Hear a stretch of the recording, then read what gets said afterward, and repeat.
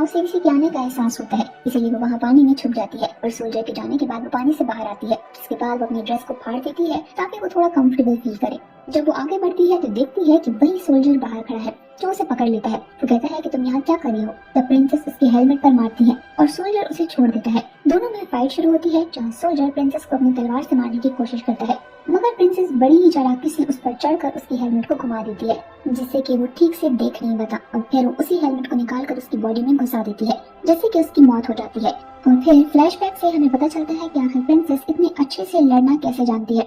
असल में बचपन में प्रिंसेस की एक मेड जिसका नाम लिन है, वो उसे फाइट करना सिखाती है, क्योंकि वो एक स्किल्ड फाइटर थी। अब इसके बारे में सिर्फ प्रिंसेस की मदर यानी कि क्वीन ही जानती थी। क्वीन प्रिंसेस से कहती है कि तुम जो चाहे सीखो, मगर ध्यान रहे कि इस किंगडम के लड़कों से बचकर रहना, और तुम्हारे फादर को भी इस बारे में पता ना चलना चाहिए। और इसी वजह से प्रिंसेस भी आज एक बेहतरीन फाइटर है। सीन उस सोल्जर पर आता है जिसे कि प्रिंसेस ने मार दिया था। उसकी बॉडी को घसीटकर जूलियस के पास लाया जाता है। ये देखकर जूलियस को गुस्सा आता है और वो ऑर्डर देता है कि जो कोई भी ये कर रहा है उसे ढूंढ कर ला, मगर वो ये नहीं जानता था कि ये काम तो प्रिंसेस का है। अब जूलियस का खास आदमी टायरिस एक मोटे सोल्जर को कहता है कि तुम जाकर देख कर आओ कि प्रिंसेस ठीक है या नहीं।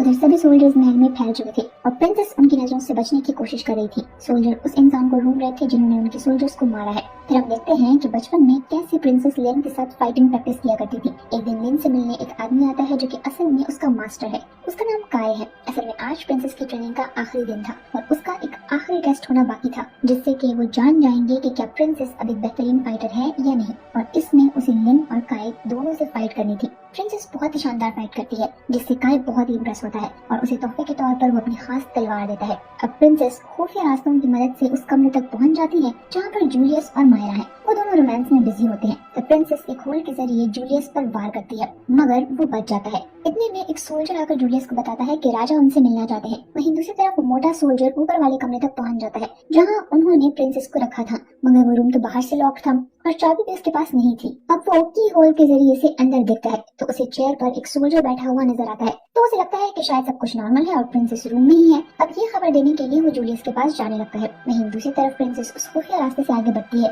मगर बाहर निकल के उसका सामना फिर से एक सोल्जर से होता है और इनमें फाइट शुरू हो जाती है। वहीं दूसरी तरफ किंग जूलियस से कहता है कि तुम जो कर रहे हो वो ठीक नहीं है, हमें बैठ कर इस बारे में बात करनी चाहिए। जूलियस कहता है कि अब बात करने के लिए कुछ नहीं बचा है। अगर तुम्हारी बेटी शादी के लिए मान जाती तो ये सब ना होता। अब अपनी बेटी की गलती की सजा भुगतो। वहीं प्रिंसेस उस सोल्जर से लड़ने में स्ट्रगल कर रही थी, क्योंकि उसका कवच बहुत ही स्ट्रॉन्ग था। तब प्रिंसेस अपना दिमाग लगाती है और वो उस पर ऑयल गिराकर उसे आग लगा देती है। नीचे वो मोटा सोल्जर जूलियस के पास आकर उसे बताता है कि प्रिंसेस अपने रूम में सो रही है। तभी ऊपर से उस जले हुए सोल्जर की लाश नीचे गिरती है और ये देखकर जूलियस का गुस्सा और बढ़ जाता है। तब वो कायरस पर गुस्सा करता है और उसे कहता है कि जो कोई भी सब कुछ कर रहा है उसे जल्द मेरे सामने लाओ। तभी वहाँ पर मायरा आती है और तब टायरस उसके किसी बात का मजाक बनाता है। इसीलिए मायरा उसे कहती है कि तुम्हें तुम्हारा मौका मिल चुका है, मगर तुम फेल हो गए। इसीलिए वो अपने चाबुक से उसका गला घोंट कर उसे मार देती है। फिर वो सभी सोल्जर्स को ऑर्डर देती है कि महल में फैल जाओ और पता लगाओ ये सब कौन कर रहा है। अब प्रिंसेस जब देखती है तो वो वहाँ से निकलने की कोशिश करती है। वो कुछ गार्ड्स को मौत के घाट उतार देती है,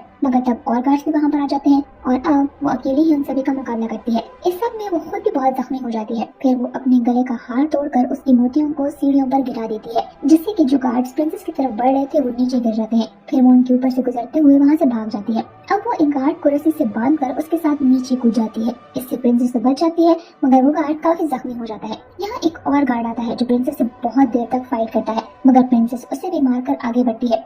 आगे वो एक विंडो से एक बड़ा सा कपड़ा लटकता हुआ देखती है। वो कूदकर उस कपड़े को पकड़ लेती है, जिसके सहारे वो नीचे आने लगती है और फिर स्लाइड करते हुए वो एक दूसरे कमरे में आ जाती है। वो बहुत ही जख्मी हो चुकी थी, इसीलिए वो अपनी पट्टी करती है और फिर वो पुराने टाइम को याद करती है। वो सोचती है कि कैसे उसके डैड जबरदस्ती उसकी शादी जूलियस से करवाने वाले थे। प्रिंसेस अपने डैड से कहती है कि मैं जूलियस से शादी नहीं करना चाहती, मेरे कुछ ड्रीम्स हैं, मैं उनको पूरा करना चाहती हूँ, मैं एक फाइटर बनना चाहती हूँ। ये सुनकर राजा गुस्सा हो जाते हैं और कहते हैं कि मत भूलें आप एक लड़की हैं और ये सब आपके लिए बिल्कुल भी ठीक नहीं है और मैं आपसे ये सब बिल्कुल भी एक्सपेक्ट नहीं कर रहा था, इसीलिए आपकी शादी जूलियस से ही होगी और वही यहाँ का राजा बनेगा। ये सब सोचकर प्रिंसेस को बहुत दुख होता है। तभी उसे किसी के आने की आवाज आती है और वो उस पर हमला कर देती है, मगर वो देखती है कि ये कोई गार्ड नहीं बल्कि उसकी मास्टर लिन है।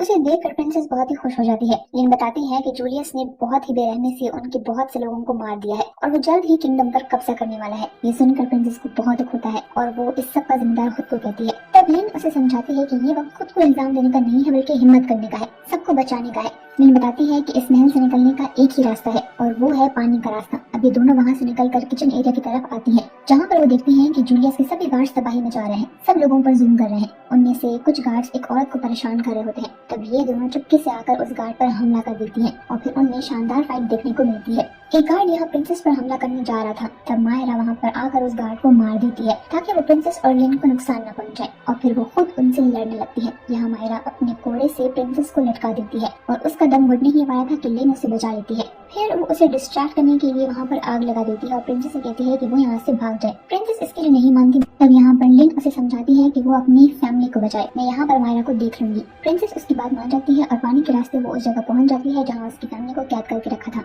प्रिंसेस देखती है कि उनका पहरा करने के लिए वहाँ 3 गार्ड मौजूद है जो जुआ खेल रहे हैं। प्रिंसेस उनके पास जाती है और वहाँ पर एक मग से शराब पीती है, जिसके बाद उन तीनों को मारने लगती है।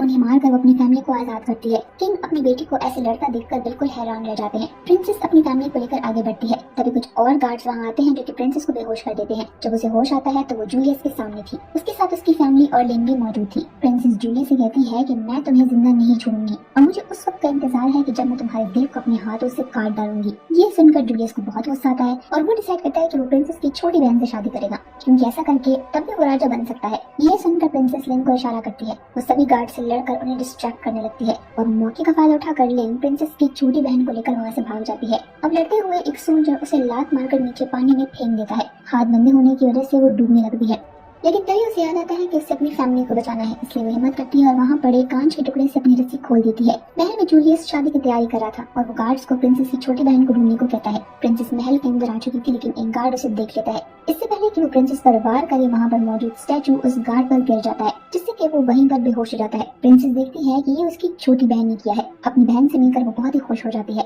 तभी लिन भी वहीं पर आती है और वो तीनों उस जगह जाते हैं जहाँ पर बहुत सारे हथियार मौजूद थे जो जंग के वक्त काम आने थे। वो दोनों जरूरी सामान लेकर वहाँ से जाने लगती है और प्रिंसेस अपनी बहन को वही छुपने का कहती है, जिसके बाद प्रिंसेस और लिन बाहर आकर फाइट करने लगती हैं। उधर जूलियस जब प्रिंसेस की आवाज सुनता है तो वो बहुत ही हैरान हो जाता है, क्योंकि उसे यही लग रहा था कि प्रिंसेस तो मर चुकी है।